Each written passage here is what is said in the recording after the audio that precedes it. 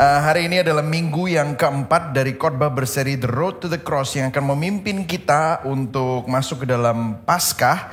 Dan ini adalah khotbah kita hari ini, Jalan Menghidupi Identitas Anak. Dan kita akan membahas 5 ayat hari ini, yaitu Roma 8 ayat 13-17. Kita sudah membahasnya ayat 1-15. Terutama hari ini kita akan lihat 15, 16, 17 ya saudara ya. Kita akan membahas dan eksposisinya. Dan kita akan membaca bersama-sama mulai ayat 13.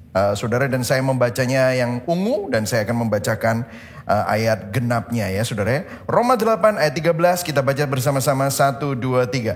Sebab jika kamu hidup menurut daging kamu akan mati. Tetapi jika oleh roh kamu mematikan perbuatan-perbuatan tubuhmu, kamu akan hidup. Semua orang yang dipimpin roh Allah adalah anak Allah. Sebab kamu tidak menerima roh perbudakan yang membuat kamu menjadi takut lagi. Tetapi kamu telah menerima roh yang menjadikan kamu anak Allah.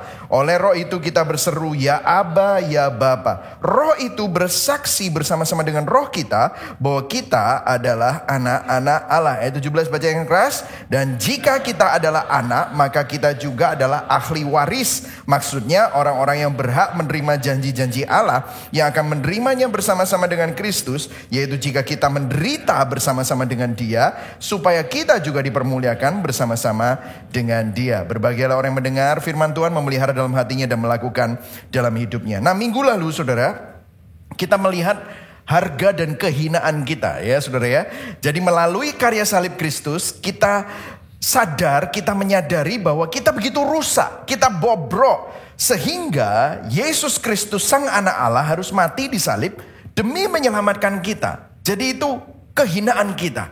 Tetapi pada saat yang sama kita juga begitu berharga bahwa melalui karya salib Kristus kita menyadari bahwa meskipun kita rusak dan bobrok, namun kita begitu berharga. Katakan sama-sama, saya berharga. Amin saudara.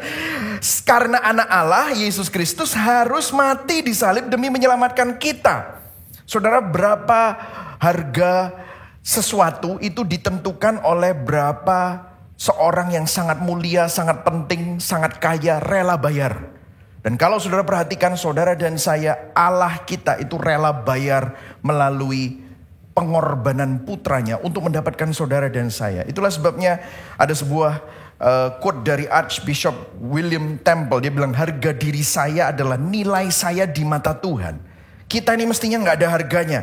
Tetapi ini merupakan sesuatu hal yang luar biasa. Karena apa? Yesus rela mati untuk saudara dan saya. Jadi minggu lalu inti Roma 8 bagian pertama, Roh Kudus mengaplikasikan 2 kebenaran ini. Harga dan kehinaan kita ke dalam hati kita. Sehingga kita mempunyai citra diri yang sebenarnya. Kita ditebus dan dibentuk oleh karya salib Kristus. Citra diri kita ini sehat. Jadi kalau orang percaya diri biasanya sombong. Kenapa? Karena dia berpikir itu gara-gara dia hebat. Tetapi tahukah saudara-saudara dan saya gak hebat. Kita berdosa, kita bobrok. Tetapi karena kasih karunia Tuhan, orang yang sombong jadi sadar bahwa dia bukan siapa-siapa. Tapi orang yang rendah diri juga sadar. Kamu mungkin merasa gagal, kamu merasa tidak berharga. Tetapi kalau saudara perhatikan, saudara ini berharga. Itulah sebabnya saudara gak boleh rendah diri.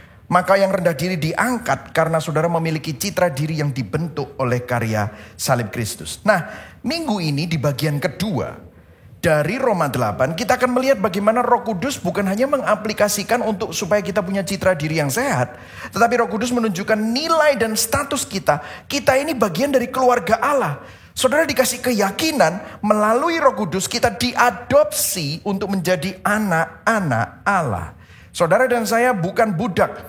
Saudara dan saya bukan hanya umat, bukan hanya hamba, tetapi kita adalah anak-anak Allah. Kenapa? Kalau sudah perhatikan tema ini gak pernah muncul di kitab Roma. Tiba-tiba di Roma 8 ayat 14, 15, 16, 17 tiba-tiba muncul bahwa kita adalah anak-anak Allah. Nah, ini kenapa kok penting? Kenapa kok perlu satu khotbah kita katakan ini penting? Karena seringkali kita sudah tahu, iya kan saya anak Allah. Katakan sama-sama, saya anak. Amin. Saudara dan saya adalah anak Tuhan. Mungkin saudara tahu itu secara teologis, tetapi belum mendarat ke hati. Dan hari ini adalah tujuan dari khotbah ini untuk kita sadar bahwa kita ini adalah anak. Nah, kenapa ini penting? Karena begini saudara. Kalau saudara sadar bahwa saudara punya identitas anak yang unik, saudara punya sebuah sebuah karakter yang unik juga. Karena gini, saudara kan jadi orang yang berani, tetapi orang berani itu biasanya sombong. Kalau Surabaya, opo kon? Opo kon? Gak terima. Orang kayak gitu kan, berani, wani gitu ya. Orang wani itu kadang-kadang itu sombong. Sombong itu, aku berani, gak ada yang bisa ngalahin aku. Tapi kalau saudara sadar bahwa saudara ini berharga karena kasih karunia Tuhan, maka saudara berani tapi tetap rendah hati. Amin, saudara. Saudara, ada orang yang tegas, ada orang yang kuat. Tetapi orang tegas dan kuat itu kadang-kadang orangnya arogan, tinggi hati. Tetapi kalau saudara sadar bahwa ini semua karena kasih karunia, maka ketegasan dan kekuatan saudara itu akan membuat saudara tetap hangat dan penuh kasih. Saudara percaya diri. Percaya dirimu bukan didasarkan karena performa saudara, tetapi karena performa Kristus. Maka saudara tidak akan mementingkan diri sendiri dan agenda pribadi. Ini sangat berbeda dengan apa yang dunia katakan tentang percaya diri, dunia katakan tentang keberanian, apa yang dunia katakan tentang ketegasan dan kekuatan. Jadi poin saya ada 3 hari ini. Yang pertama, kita tidak menerima roh yang membuat kita menjadi takut. Ya, yang pertama. Yang kedua, kita menerima roh yang menjadikan kita anak Allah. Dan yang ketiga, implikasi identitas anak di dalam hidup kita. Jadi kita akan mulai yang pertama, kita tidak menerima roh yang membuat kita menjadi takut. Yang siap belajar katakan yes. Oke, kalau sudah perhatikan di ayat 15a. Kita baca sama-sama sekali lagi ya. 1, 2, 3. Sebab kamu tidak menerima roh perbudakan yang membuat kamu menjadi apa? Takut lagi. Kenapa saya highlight lagi? Karena begini saudara. Artinya sebelum Roh Kudus masuk, kita ini di bawah roh perbudakan yang membuat kita selalu takut, saudara. Saudara perhatikan ya. Semua paham filosofi, filsafat yang ada di dalam dunia, sistem kepercayaan, sistem pandangan agama yang ada di dunia, itu selalu liberalisme atau legalisme. Saya kategorikan, saya mau ajak saudara pagi ini berfilsafat sedikit ya. Penekanan Injil itu beda banget dengan sistem-sistem yang ada di dunia. Saya taruh yang sini sistem legalisme, yang sini sistem liberalisme. Kalau saudara di Gospel Center Church, apalagi kalau saudara di City to City Church, pasti saudara ngerti. Legalisme ini begini saudara. Artinya saudara itu hidup dalam peraturan, saudara hidup di dalam konservatisme. Jadi orang yang bermoral, itu legalis. Harus melakukan ini untuk menunjukkan bahwa dia baik. Nah biasanya produk dari sini itu anak-anak yang terkekang, anak-anak yang selalu terkungkung dengan peraturan, mereka ingin bebas. Biasanya orang-orang yang sudah lama di legalisme itu dia pergi ke sistem satunya yaitu liberalisme. Liberalisme itu aku mau bebas, aku gak mau lagi dikekang oleh peraturan, pokoknya aku mau menikmati hidup gitu. Tetapi orang yang menikmati hidup pun akhirnya juga selalu dikasih motivasi ketakutan. Dua-duanya motivasinya ketakutan. Nah saya akan tunjukkan kepada saudara bagian ini. Jadi begini, Injil itu ada di spektrum yang sangat berbeda dari sistem dunia. Sistem dunia itu selalu legalisme atau liberalisme. Injil bukan di tengah-tengah. Kalau di tengah-tengah itu nanti setengah liberal sama setengah legalis gitu. Enggak ya saudara. Tetapi ini sangat berbeda. Nah kenapa kok saya bilang ini yang motivasi ketakutan? Karena begini saudara. Legalisme itu berusaha melakukan hukum karena takut dihukum. Jadi dia berusaha untuk jadi orang baik, mengikuti hukum. Karena nanti kalau nggak mengikuti hukum, takut dihukum. Namun juga diperbudak dosa dengan ilusi keagamawian. Aku orang baik, aku orang bermoral. Tapi kalau ditanya, kenapa sih kamu kok ibadah? Nah ini saya mau kasih tes sedikit ya. Saudara ibadah kenapa sih? Kalau saudara jawabannya begini, ya kalau nggak ibadah nanti aku diselentik Tuhan. Wah, saudara pernah dengar gitu ya? Wah, kayaknya Tuhan itu tukang nyelentik begitu saudara ya. Aku kalau nggak ibadah nanti berkat Tuhan itu nggak turun dalam hidupku. Berarti saudara ibadah bukan karena cinta Tuhan, tetapi karena saudara takut diselentik Tuhan, takut tidak dapat berkat. Jadi saudara takut dihukum. Motivasinya apa? Takut. Betul nggak saudara? Sehingga apa yang terjadi? Saudara tetap diperbudak dosa, tapi ilusinya adalah saudara beragama, saudara orang baik, dan saudara bermoral. Nah ini legalis saudara. Jadi bisa saja saudara orang Kristen tapi belum Injil. Saudara masih orang Kristen legalisme. Nah ini kita perlu bertobat karena Roh Kudus ditaruh dalam hidup saudara supaya saudara tidak takut lagi. Saudara tidak perlu hidup dalam keadaan seperti ini lagi. Jadi kalau saudara taat itu bukan karena saudara takut konsekuensi tidak taat. Atau takut dihukum. Tetapi karena saudara tahu bahwa saudara sudah ditebus. Nilaimu sudah dibayar lunas. Itulah sebabnya saudara taat karena ucapan syukur. Nah itu saudara. Nah satunya karena mungkin saudara sudah lama di dalam sistem ini. Saudara pergi ke liberalisme. Nah ini liberalisme. Itu takut dengan hukum. Jadi takut juga. Tapi takut gak mau jadi seperti itu. Akhirnya apa? Anti hukum. Anti hukum. Hukum itu bahasa Yunaninya nomos. Makanya ada yang namanya antinomian, antinomos, nggak suka hukum, pokoknya hedon, pokoknya menikmati hidup. Tetapi karena dia ingin bebas, takut hukum, akhirnya apa? Diperbudak dosa juga. Kok bisa pastor? Ya ini namanya diperbudak dosa dengan ilusi kebebasan. Kelihatannya bebas, namun akhirnya tetap diperbudak kecanduan. Orang yang mau bebas, saya kasih contoh, dia main judi, akhirnya apa? Terbelenggu judi. Orang yang mau materialisme, hedonisme, akhirnya apa? Dibelenggu konsumerisme, akhirnya apa? Dibelenggu hutang. Orang yang mau live life of a party, mereka, aku mau minum-minum, aku mau party-party, akhirnya apa? Jadi alkoholik. Orang mau bebas menikmati hidup, nyoba-nyoba lah. Dia pengen bebas nyoba narkoba, akhirnya kecanduan narkoba. Pengen bebas, seks bebas, akhirnya apa? Kecanduan seks. You name it. Apapun itu, akhirnya motivasinya tetap aja diperbudak dosa. Dan motivasinya apa? Takut. Dua-dua motivasinya takut. Jadi kedua paham lain yaitu legalisme dan liberalisme memberikan motivasi melalui ketakutan. Yang ini takut dikekang, yang ini takut dihukum. Tapi dua-duanya tetap diperbudak oleh dosa. Nah banyak orang yang tanya sama saya, loh Pak kalau bukan legalisme atau liberalisme, kalau saya harus berbuat baik, insentifnya buat saya itu apa? Saya berbuat baik, mengasihi dan mengampuni. Saya kan berbuat baik supaya memang akhirnya diberkati. Atau kalau enggak saya melakukan perbuatan yang baik, supaya ada orang lain yang melakukan yang baik kepada saya. Saya tanya balik, jadi yang memotivasi Bapak selama ini berbuat baik itu apa? Takut. Kalau berbuat baik karena takut itu sebenarnya bukan karena kebaikan itu sendiri. Setia sama istri kenapa? Kamu setia sama istri kenapa? Ya kalau nggak setia sama istri nanti keluargaku hancur berantakan, lebih parah nanti hidupku. Jadi kamu setia sama istri bukan karena cinta, bukan karena kasih, bukan karena ikatan perjanjian di pernikahan. Ya itu juga gitu. Itu yang kedua. Jadi sebenarnya kamu melakukan kebaikan karena takut konsekuensi kalau ketahuan selingkuh, ditangkap, tertangkap. Itu bukan motivasi yang tertinggi nilainya. Jadi perhatikan saudara, setiap filosofi lain, setiap agama lain, bahkan orang-orang yang tidak beragama pun, kalau saya tanya, kenapa kamu percaya moral? Kenapa kamu hidup bermoral?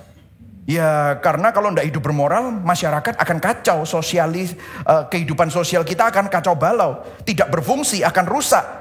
Jadi dengan kata lain, setiap orang, setiap agama, setiap filosofi, setiap filsafat mempunyai motivasi yang dimotivasi mentaati peraturan karena apa? Ketakutan. Injil berbeda.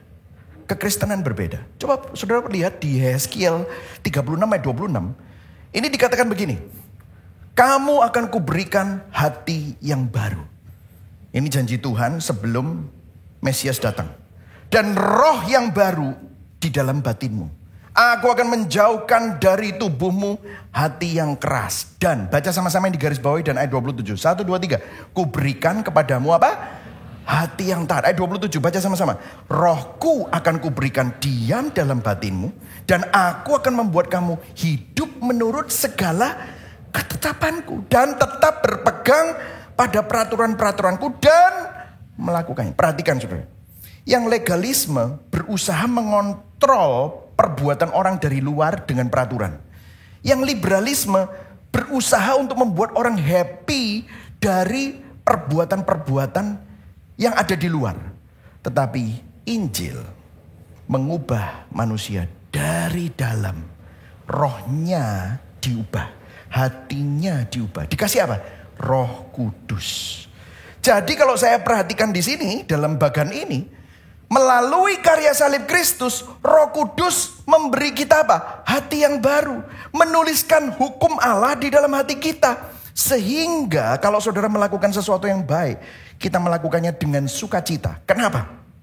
Karena kasih Allah. Yang setuju katakan amin. Ini merupakan kekristenan, saudara. Sangat berbeda. Jadi di dalam Kristus, Roh Kudus melahirbarukan kita dan memampukan kita untuk tidak dimotivasi oleh ketakutan, namun dengan sukacita, ucapan syukur. Karena apa? Karena kasih Tuhan kepada kita. Amin, saudara. Jadi hari ini saya bertanya kepada saudara, apakah saudara dimotivasi oleh ketakutan? Jangan-jangan saudara masih ada di dalam legalisme. Atau saudara gak mau dikekang oleh ketakutan, tetapi saudara mau hidup seenaknya. Tapi saudara lupa, itu pun juga kalau saudara masih kecanduan dengan dosa, saudara masih hidup di bawah ketakutan. Apakah saudara menghidupi kekristenan yang sesungguhnya? Nah, kita masuk dalam poin yang kedua. Bagaimana saudara tidak takut lagi? Kenapa? Karena saudara adalah anak. Kita menerima roh yang menjadikan kita anak Allah. Coba kita lihat di 15b. Baca yang sama sebagian 2 ya. Tetapi, 1, 2, 3. Tetapi kamu telah menerima roh yang menjadikan kamu apa? Anak Allah. Dan oleh roh itu kita berseru apa? Ya Aba, ya Bapa. Katakan sama-sama, saya anak. Katakan pada kanan kirimu, kamu anak gak? Nah, amin saudara. Kita anak.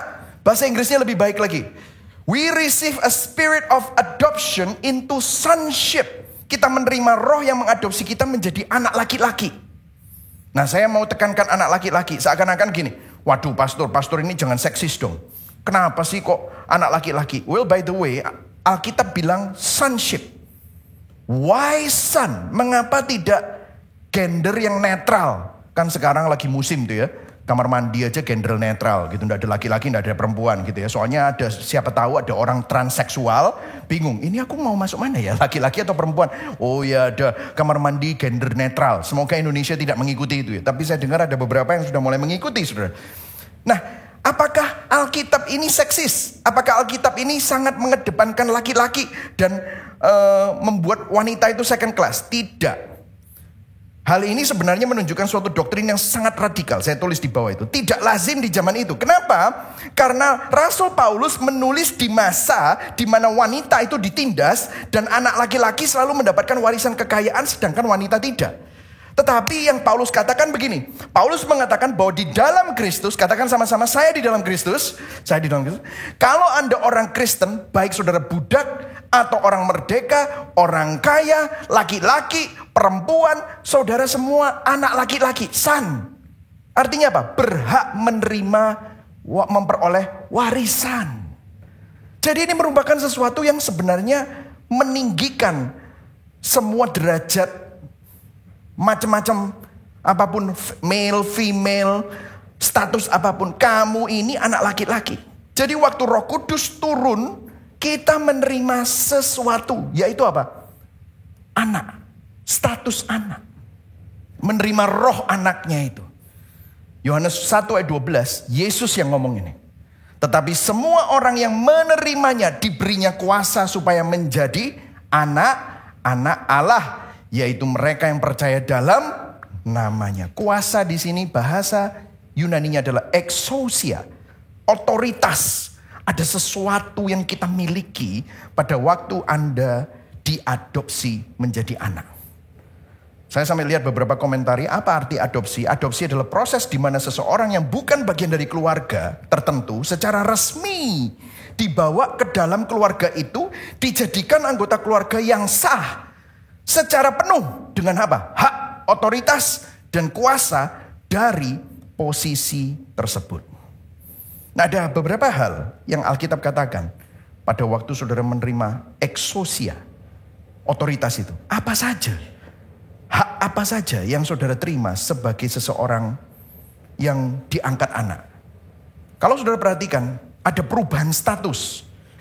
Dulu saudara budak dosa. Dulu saudara adalah musuh Allah. Tetapi sekarang Anda diadopsi menjadi anak yang dikasihi Allah. Ini adalah kabar baik yang terbesar. Yang setuju katakan amin. Ini luar biasa saudara. J.I. Packer sampai bilang begini. Kalau kamu ingin menilai seberapa baik seseorang memahami kekristenan, perhatikan apakah orang itu ngerti apa artinya menjadi anak Tuhan. Apa artinya memiliki Tuhan sebagai bapaknya. Jika ini bukan pemikiran yang mendorong dan mengontrol penyembahannya, atau pandangannya tentang kehidupan, artinya orang itu tidak memahami esensi kekristenan dengan baik. Kenapa ini penting? Karena kalau cara pandang kita terhadap Tuhan itu salah, maka penyembahan kita, ibadah kita, seluruh pandangan kita terhadap Tuhan juga fondasinya salah. Cara pandangnya salah, lensanya kabur. Saya kasih contoh ya saudara. Kalau kita melihat Tuhan itu seperti kita lihat Santa Claus atau Sinterklas. Santa Claus sama Sinterklas itu tanyaannya apa? Kalau misalnya lagi datang ke pesta Natalnya anak-anak itu apa? Ayo mana anak-anak yang baik, anak-anak yang taat. Wah semuanya langsung, kamu anak baik gak? Kalau anak baik baru dikasih hadiah. Tapi kalau tidak baik, nakal, apa yang terjadi? Kalau Sinterklas, Swartepit, pit hitam. Wah, ini anak nakal. Dibawain karung, anaknya udah nangis-nangis, kejar-kejar sampai kenceng-kenceng. Wah, kenapa? Mau dibawa sama pit hitam. Jadi seakan-akan apa? Kalau kamu baik, if you are good, then you get good. If you are bad, you get bad. Kalau kamu baik, kamu dapat baik. Kalau kamu jahat, dapat sesuatu yang jahat. Kalau kita cara pandangnya seperti itu seperti agama pada umumnya. Tahukah saudara, all of us are bad. Kita semua buruk rupa. Kalau saudara melihat Tuhan seperti bos, maka kita melakukan apa yang menyenangkan bos. Kalau kita melakukan apa yang menyenangkan bos, kita dapat insentif. Tapi kalau kita melanggar peraturannya si bos, maka kita mendapatkan SP1. Kita mendapatkan sanksi, maka saudara akan menyembah Tuhan seperti seorang pegawai yang cari upah. Halo? Betul saudara? Saudara masih ingat ya? Waktu Yesus ngomong sama murid-muridnya tentang berdoa dan murid-muridnya tanya, gimana sih caranya berdoa? Yesus bisa loh bilang, pencipta langit dan bumi. Hakim yang adil dan berkuasa. Tuhan yang perkasa. Bisa gak? Bisa. Tapi lihat, waktu Yesus ngajar murid-muridnya berdoa, dia memulainya dengan apa? Bapa kami yang di surga. Tuhan ingin kita memiliki hubungan seperti apa? Anak dan Bapa. Katakan sama-sama, saya anaknya. J.I. Packer meneruskan, our understanding of Christianity cannot be better than our grasp of adoption. Ini susah menerjemahkannya, makanya saya tetap taruh Inggris ya. Cara kita melihat Tuhan dan berelasi dengan Tuhan itu tergantung dari pemahaman kita akan doktrin Alkitab mengenai adopsi. Di mana saudara dan saya diadopsi menjadi anak. Kalau kita nggak ngerti bahwa kita ini anak, kekristenan kita akan melenceng. Kita akan selalu berpikir bahwa Tuhan itu seperti bos, hakim, cukong. Nah kita perhatikan. Coba kita lihat di Roma 15b. Dikatakan begini. Oleh roh itu kita berseru apa saudara? Ya Aba. Baca semuanya. Ya Aba, ya Bapa. Kenapa kok ini penting sekali? Sama bahasa Indonesia tidak diterjemahkan. Aba itu adalah bahasa aslinya. Aba. Katakan sama-sama Aba. Aba. Aba itu adalah pandangan yang sangat akrab. Dekat antara Papa dengan anak. Dan dikatakan berseru. Berseru itu krazo. Bahasa Yunaninya. Berseru, berteriak, menangis anak kecil. Yang manggil papanya. Aba. Papanya langsung datang. Jadi artinya gini. Kita memiliki akses kepada Tuhan sebagai apa? Bapa. Ada 3 hal. Apa itu akses kepada Bapa itu? Yang pertama, kedekatan. Kita tuh bisa dekat sama Tuhan. Karena dia bukan hanya Tuhan yang jauh, tapi dia adalah Bapa yang mengasihi umatnya. Banyak dari kita mengetahui status kita sebagai anak di dalam Kristus. secara teologis, kognitif, saudara tuh ngerti. Lulus APS lagi, tahu. Tapi susah ngerasain, ngalami status keanaan kita secara empiris. Empiris tuh ngalami. Aku rasain kasih Bapa, itu susah. Banyak orang tahu secara teologis, tetapi susah untuk ngalami. No wonder banyak orang, meskipun dia tahu dia anak, tapi hidupnya seperti anak yatim. Hidupnya seperti budak. Dia selalu harus membuktikan diri, selalu harus menunjukkan kelayakannya, menunjukkan bahwa aku ini orang berharga, selalu hidup di dalam performanya, selalu hidup dalam ketidakamanan, selalu hidup dalam ketakutan, saudara. Saudara, saya tunjukin foto saya dengan anak saya ya, saudara. Nah ini saya dengan anak saya 3 ya. Yang ini udah besar sekali. Ya ini yang pertama Jonathan, dia udah umur 21. Ya yang kedua itu masih Jet, masih baru umur berapa itu? 1,5 tahun kalau nggak salah. Dia sekarang udah umur 16 dan Jane waktu ini fotonya masih 3 tahun. Saudara, anak-anak saya itu tidak harus formal sama saya. Orang mungkin panggil saya Pastor Mike, saudara orang mau panggil saya Pak Pendeta, Pak Gembala. Tapi anak saya panggil saya apa? Daddy. Kalau datang ke rumah dia nggak bilang gini, Bapakku Baginda Kristion gitu, saudara. Nggak ada yang datang begitu. Nggak ada. Dia ngomongnya Daddy. Saya langsung datang, pasti kita peluk. Saya cium mereka. Saudara, saya punya ribuan teman di Facebook, ribuan follower di Instagram. Saya punya teman sepedaan. Saya punya banyak teman makan. Saya punya teman jemaat. Tapi hanya 3 orang. Hanya 1 orang yang bisa panggil saya sayang. Itu istri saya. 3 orang, yaitu Jonathan, Jedediah, dan Jane yang bisa panggil saya apa? Daddy. Kenapa? Dia punya akses khusus, dekat sama saya.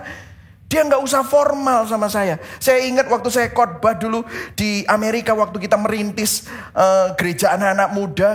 Waktu itu masih berapa puluh orang. Itu Jet yang coklat itu. Dia bisa lari ke depan, saya lagi khotbah itu. Datang, Daddy gitu ya. Meluk kaki saya gitu ya. Coba kalau misalnya ada salah satu jemaat lari tiba-tiba meluk kaki saya, kan aneh gitu. Tapi anak saya begitu, dia langsung semua orang ketawa. Kenapa? Karena dia anak, dia punya akses kepada saya. Kenapa? Dekat. Nah, saudara dekat gak sama Tuhan? Saudara merasakan bahwa saudara bisa datang kepada Tuhan kapan saja. Kedekatan. Yang kedua ada keyakinan. Keyakinan. Kalau saudara perhatikan di Galatia 4 ayat 5. Ini ayatnya mirip sekali sama Roma 8 ayat 15. Ayo baca sama-sama ya. 1, 2, 3. Dan karena kamu adalah anak, maka Allah telah menyuruh roh anaknya ke dalam hati kita yang berseru, ya Aba, ya Bapa. Sama kan? Berseru itu kerazo, artinya apa? Berseru dan berteriak, menangis dengan suatu tujuan khusus untuk memanggil. Saudara dengarkan ya, perhatikan.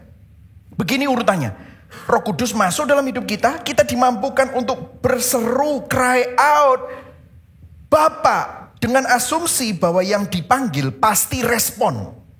Kerazo, ada suatu keyakinan, confidence. Kita punya akses bahwa Tuhan itu kalau kita berdoa sama dia pasti dengar. Kenapa? Dia Bapak kita. Katakan sama-sama, Tuhan adalah Bapakku.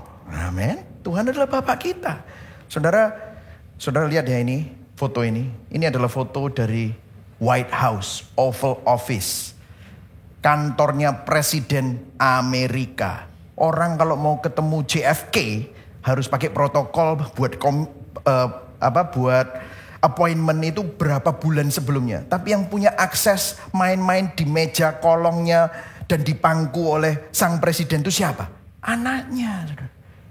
Saudara tahu? Tuhan adalah pencipta langit dan bumi, perkasa, menciptakan segala sesuatu. Dia berdaulat. Tapi siapa yang punya akses kepada dia yang sangat dekat dengan dia? Siapa? Saudara dan saya. Kenapa? Saudara punya Roh Kudus, anaknya. Saudara jadi anak Allah. Yang setuju katakan amin.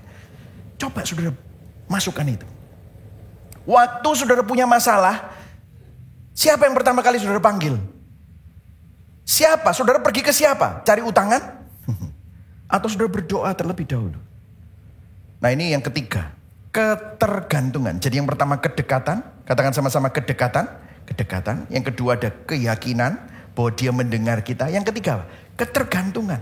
Coba kita lihat ya, bagaimana Yesus sangat tergantung sama Bapaknya. Sehari malam itu sebelum dia disalib, sehari sebelum disalib, malam dia disalib, sebelum disalib. Di Markus 4 ayat 32 sampai 33 ceritanya Yesus sedang ada di Taman Getsemani bersama dengan 3 muridnya. Dia bilang sama murid-muridnya, duduk di sini, aku akan berdoa. Dan dia bawa Petrus, Yakobus dan Yohanes. Dikatakan apa? Ia sangat takut dan gentar. Dia lagi takut. Dia lagi sangat berbeban berat karena Yesus tahu sebentar lagi dia harus menanggung dosa manusia. Dia harus disalib. Kemudian lihat, ia berkata kepada mereka, hatiku sangat sedih seperti mau mati rasanya. Ini perasaan Yesus. Tinggallah di sini dan berjaga-jagalah. Karena dia tahu sebentar lagi dia akan mengalami penderitaan yang luar biasa. Dan lihat apa yang dilakukan di dalam doa. Dia berdoa katanya ayat 36. Katanya di sini krazo. Ya Aba, ya Bapa. Tidak ada yang mustahil bagimu. Ambillah cawan ini daripadaku. Tetapi bukan kehendakku. Namun apa yang engkau kehendaki.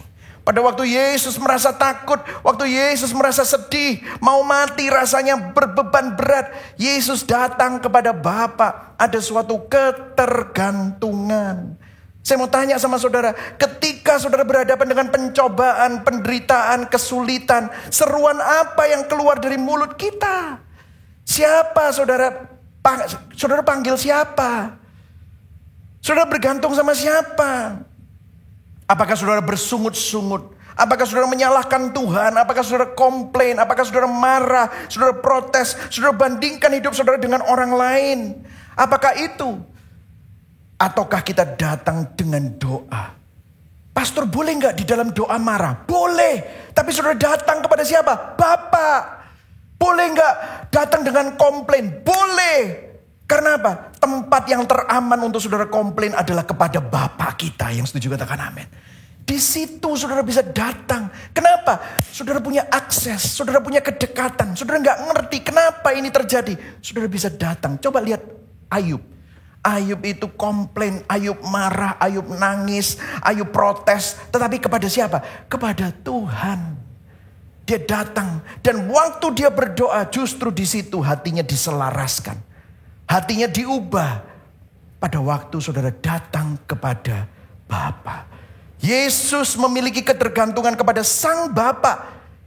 Di dalam Kristus kita memiliki status anak seperti Yesus kepada Bapa. Maka kita juga bisa datang kepada Bapa. Pertanyaannya, kepada siapa kita bergantung? Martin Lloyd Jones berkata begini, Allah tidak lagi menjadi Allah yang jauh bagi kita. Dia berbicara tentang status anak. Dia bukan Allah yang kita percayai hanya secara intelektual, teologis, dan doktrinal saja. Itu semua mungkin terjadi pada orang yang bukan anak. Penyembahan dan doa kita ini spontan. Ini adalah spontanitas seorang anak yang melihat kepada bapaknya. Dan bukan hanya spontan, tetapi percaya. Seorang anak kecil yang mempercayai, tidak menganalisa. Dia tahu bahwa Aba adalah bapaknya.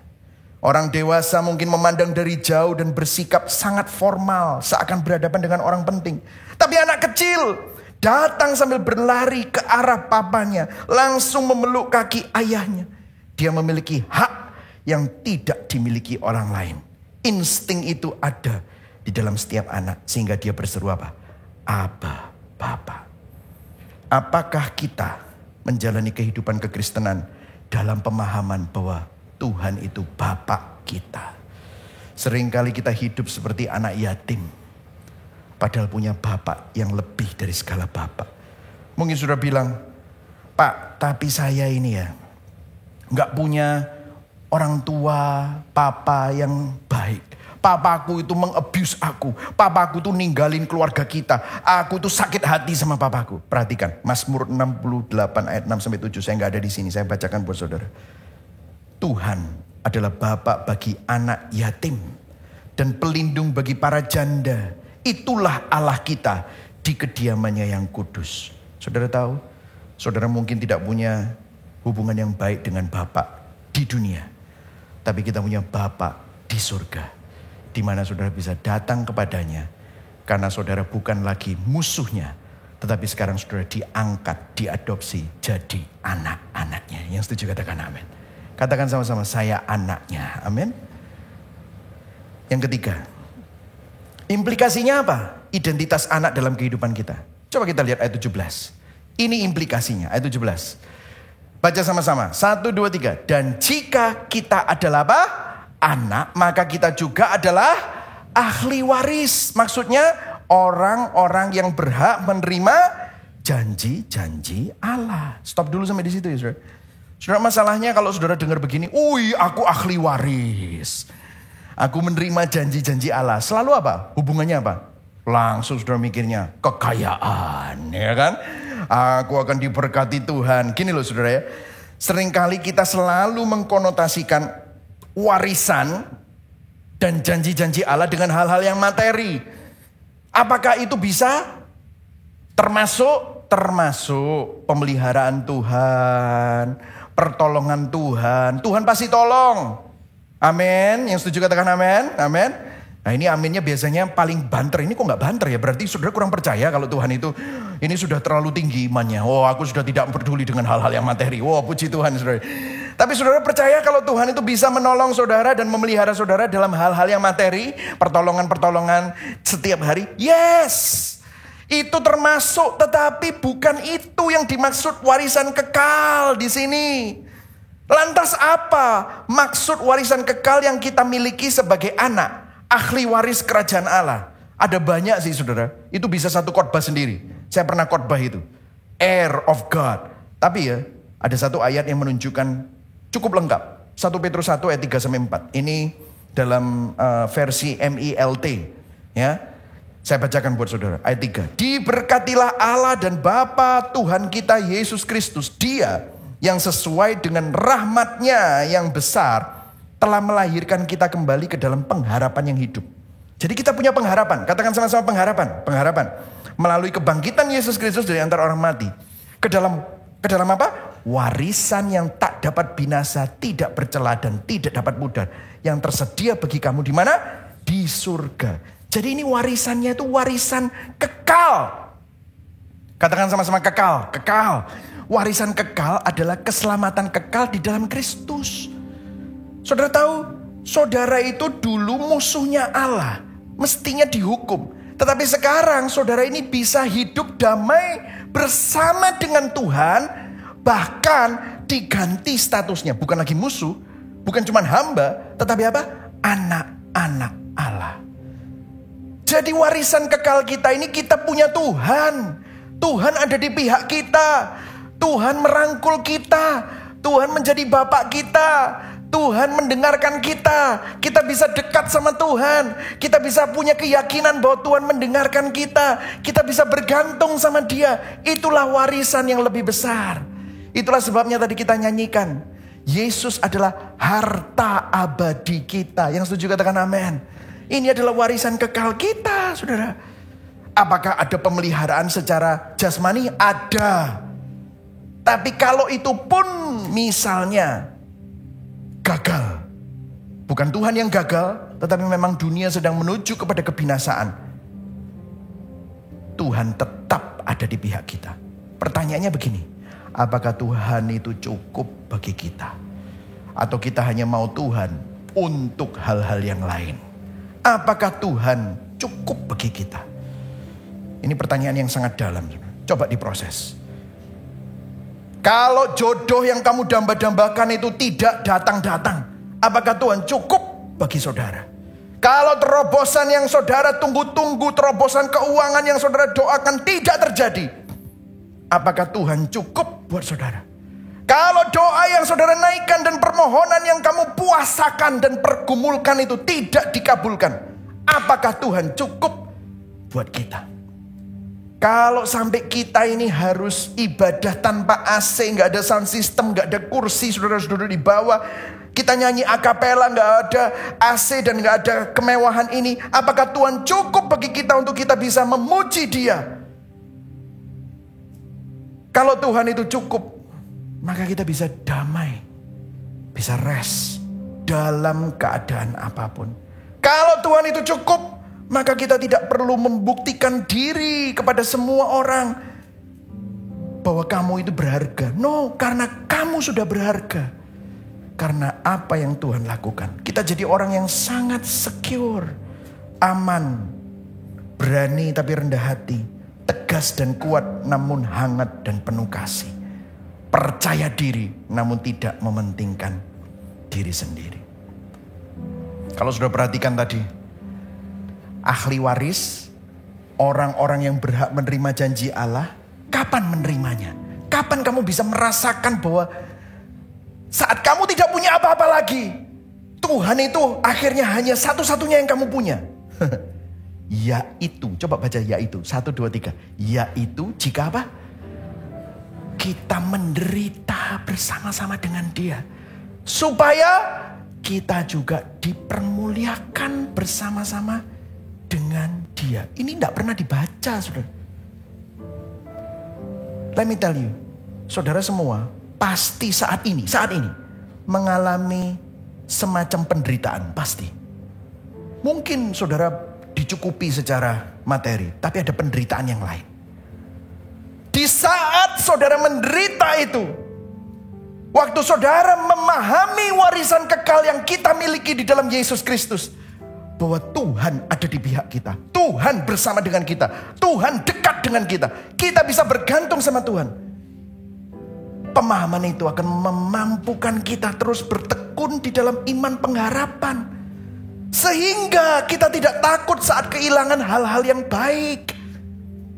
Kalau ada hal-hal yang baik, semua itu fana loh saudara. Bisa diambil kapan saja. Saya harus siap bahwa satu hari saya bukan lagi seorang suami. Bisa saja istri saya diambil Tuhan. Atau mungkin istri, saya harus kehilangan saya. Harus siap. Kita semua akan menghadapi itu. Tapi kita tidak takut saat hal itu datang. Kenapa? Kita punya Tuhan. Kita adalah anak-anaknya. Dan kita berani menghadapi situasi yang terburuk sekalipun dalam kehidupan yang fana itu. Makanya saudara di dalam kartu ini, sadarkah kita bahwa Roh Kudus meneguhkan identitas kita sebagai anak-anak Allah. Memberi keyakinan bahwa kita punya warisan kekal di dalam Kristus. Sehingga kita tidak takut saat kehilangan hal-hal yang baik. Dan berani menghadapi situasi yang buruk dalam kehidupan yang fana. Kenapa? Karena saudara dan saya adalah anak-anaknya. Saudara bisa kuat. Bukan karena kamu kuat. Tetapi karena Bapa yang kuat memegang tangan kita, memegang masa depan kita, memegang hidup kita. Yang setuju katakan amin. Saudara, saya pernah membaca quote yang menurut saya quote ini kurang tepat ya. Tapi saya mau bacakan buat saudara supaya saudara sadar bahwa ini gak cukup. Ada quote-nya begini. Kita semua pernah ditolong Tuhan di masa lalu. Kalau hari ini hatimu dingin, imanmu lemah, kamu lagi putus asa, ingatlah pekerjaan Tuhan di masa lalumu saat Tuhan menolongmu. Jangan lupakan itu akan menguatkanmu. Bagus ya. Tapi let me tell you, itu gak cukup. Membuat hati saudara merasakan keintiman dengan Bapa yang mendalam dan merasakan kasih Bapa yang sesungguhnya. Ingat pertolongan Tuhan di masa lalu. Misalnya, saudara gak punya duit, dapat terobosan keuangan. Terus sekarang saudara ada masalah dengan duit lagi, terus saudara ingat, dulu aja lo Tuhan pernah mencukupi. Saudara gini ya, kalau saudara cuma ingat itu, gak akan cukup. Wah, pastor ini terlalu radikal, masa sih seperti itu? Lihat bangsa Israel, setiap hari dapat mana loh. Saudara dapat terobosan keuangan, itu paling tidak ada yang transfer, ada ini mana turun dari langit. Geluduk. Saudara, keren gak? Keren. Bangsa Israel lihat, laut terbelah jadi 2. Wih, coba bayangkan saudara ke Bali ya. Tiba-tiba laut terbelah jadi 2. Bertobat enggak lo? Bertobat pasti. Tapi buktinya apa? Bangsa Israel enggak bertobat, bersungut-sungut. Bangsa Israel punya apa? Tiang awan, sore-sore matahari terbenam, tiang awannya itu jadi api. Itu apakah enggak kayak Marvel Avenger keren? Jadi setiap hari loh dia lihat itu. Itu miracle setiap hari. Tapi apa? Buat dia bertobat gak? Gak bertobat. Jadi gimana caranya bertobat? Gimana caranya kita itu bisa terus mengalami kehangatan kasih Bapa? Perhatikan di sini. Pengalaman dengan Roh Kudus yang membuat kita mengalami kasih Bapa hanya dapat terjadi saat apa? Memandang karya penebusan Kristus di kayu salib. Kenapa ini penting? Perhatikan saudara, Roh Kudus memampukan kita berseru, kraso, Aba, Bapa. Kok bisa itu terjadi? Karena ada satu momen waktu Yesus berseru. Yesus tidak pernah bilang Allahku. Dia selalu panggil Bapaknya, Bapakku, Bapakku. Namun Yesus pada waktu dia disalib, dia berseru, dia berteriak, dia menangis. Eloi, Eloi, lama sabachthani. Dia berkata, Allahku, Allahku, mengapa engkau meninggalkan aku? Apa yang terjadi di salib? Karena di salib, sang anak, Yesus adalah sang anak. Dia ditolak bapaknya, dia dihukum bapaknya, dia diabaikan bapaknya, dia diisolasi bapaknya, dia diremukkan oleh bapaknya. Ganjaran yang mendatangkan keselamatan di Yesaya 53 ditimpakan kepada dia. Supaya kita yang adalah musuh Allah, kita gak masuk hitungan, diterima jadi anak Bapa. Dibebaskan dari perbudakan dosa. Dikasihi seperti Yesus dikasihi. Didampingi sebagai anak yang didampingi Bapa. Dipulihkan statusnya jadi anak sebagai seorang ahli waris. Itu yang Tuhan lakukan buat kita. Saudara dan saya seorang ahli waris, seorang anak. Kesaksian pribadi, saudara. Seperti tadi ada yang tanya sama saya, Pak, gimana kalau saya gak punya hubungan yang baik dengan papa saya? Jujur, saya tidak memiliki hubungan yang baik dengan papa saya. Kalau sudah tahu, papa saya Dr. Daniel, dia dibesarkan sebagai seorang anak yatim piatu. Dari umur 5 tahun dia sudah kehilangan kedua orang tuanya, papa saya. Dia dibesarkan bersama dengan adiknya oleh paman-pamannya, encik-enciknya. Dia punya satu adik laki-laki. Tapi waktu mereka jadi dokter muda, papa saya waktu itu sudah hampir lulus dokter. Adiknya waktu itu jadi dokter muda. Adiknya pun dipanggil Tuhan. Sakit meningitis. Waktu masih umur 20 something.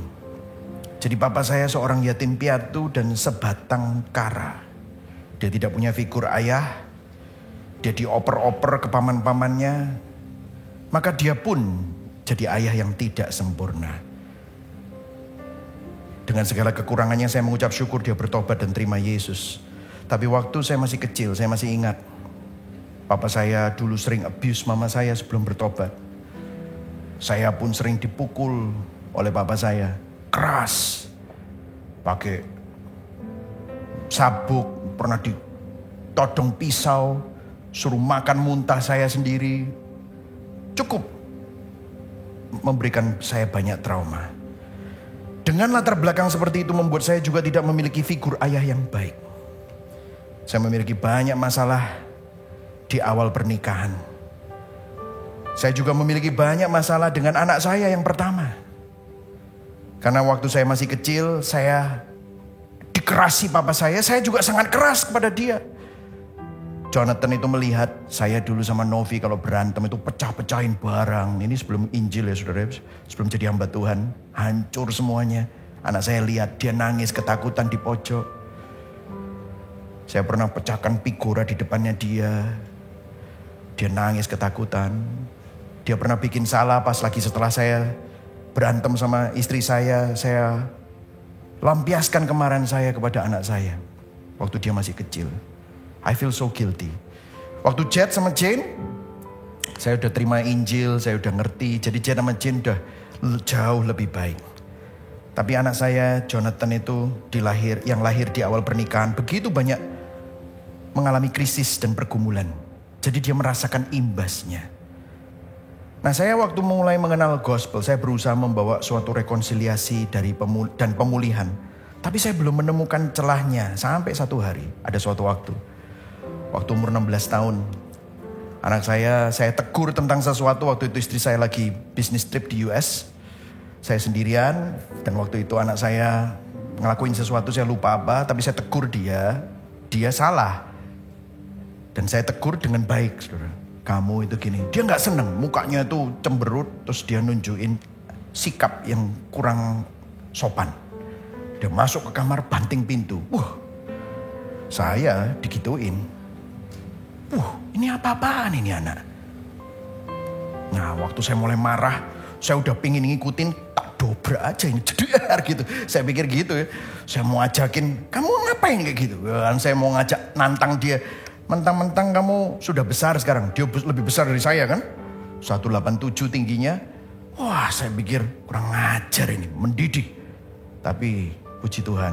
Nah, disinilah Injil ya. Hei, kamu lagi marah ini artinya ada berhala yang terusik dalam hatimu. Stop dulu. Jangan ke kamar itu. Kayaknya ada yang ngomong gitu. Nahan saya. Saya walk away, saya mikir kenapa ya saya marah. Ya karena kamu merasa tidak dihormati oleh dia. Tapi dalam hati, seakan-akan Roh Kudus mengingatkan firman. Berapa kali kamu tidak hormat sama Tuhan. Tapi Tuhan yang adalah Bapakmu mengampuni kamu. Waduh. Berapa kali kamu kurang ngajar. Tidak mengasihi. Tapi Bapakmu setia mengasihi kamu. Waduh, Terus dia bilang, dalam hati, saya diingatkan. Diingatkannya ayat klise. Yohanes 3 ayat 16. Karena begitu besar kasih Allah akan dunia ini, dia mengaruniakan anaknya. For God so loved that he gave. Dia mengasihi dan dia memberi. Kamu tahu, kamu gak layak dikasihi. Tapi Tuhan mengasihi dan dia memberi dirinya bagi kamu. Dia memberi anugerah. Kamu gak layak terima. Waduh, saya meleleh. Pertamanya sudah mau dobrak. Langsung Tuhan ampuni. Waktu itu kamu harus nunjukin kasih itu. Saya datang ke kamarnya. Saya ketok, saya bilang. Dengan lembut saya bilang, Jonathan, kamu tadi marah ya sama Daddy. Dia diam aja. Saya pegang pundaknya. You know, kamu tadi salah. Dan kamu marah sama Daddy. Tahu gak, Daddy sering salah sama Tuhan. Dan Daddy sering marah sama Tuhan. Tapi apa yang Tuhan lakukan? Tuhan sayang sama Daddy. Tuhan ampuni. Hari ini, Daddy sering banyak salah sama kamu dulu waktu masih kecil. Mungkin Daddy sering abuse kamu. Aku minta maaf. I'm sorry if I hurt you. Saya kaget, saya cuma pegang begini, saya cerita itu. Langsung dia nangis. Dia wah, besar anaknya saudara. Nangis, saya gak pernah lihat itu. Saya rangkul dia. Kita sama-sama nangis bersama-sama dalam hadirat Tuhan. Dan malam itu adalah permulaan dari sebuah rekonsiliasi. Karena akhirnya meskipun saya tidak punya hubungan yang baik dengan ayah saya. Tapi hari itu saya diingatkan bahwa saya punya Bapak yang sempurna yang mengasihi saya. Dan dengan itu saya bisa memberikan kasih saya yang saya terima dari Bapak. Meskipun saya gak sempurna jadi Bapak, banyak salah. Tapi saya bisa memberikan kasih Bapak itu kepada anak saya. Dan itu terjadi berulang-ulang sampai pergumulan kita, saya dengan anak saya, direkonsiliasi. Tim Keller bilang gini, Yesus Kristus kehilangan status anak yang layak diterimanya. Supaya apa? Kita bisa memperoleh status anak yang tidak layak kita terima. Kenapa? Karena Dia adalah Bapa yang mengasihi kita. Amin, saudara. Perenungannya, berapa banyak kita hidup dalam ketakutan, seperti anak yatim. Kita menjalani kehidupan dalam pemahaman bahwa Tuhan adalah Bapa, atau sering kita hidup seperti budak anak yatim. Ataukah kita hanya melihat kebaikan Tuhan dalam terobosan jasmani pemeliharaan yang fana, atau kita pandang pada karya salib Kristus. Mari sama-sama bertobat dari hidup seperti budak. Atau cuma tahu secara teologis. Minta Roh Kudus menuntun hati kita mengalami dan merasakan kasih Bapa.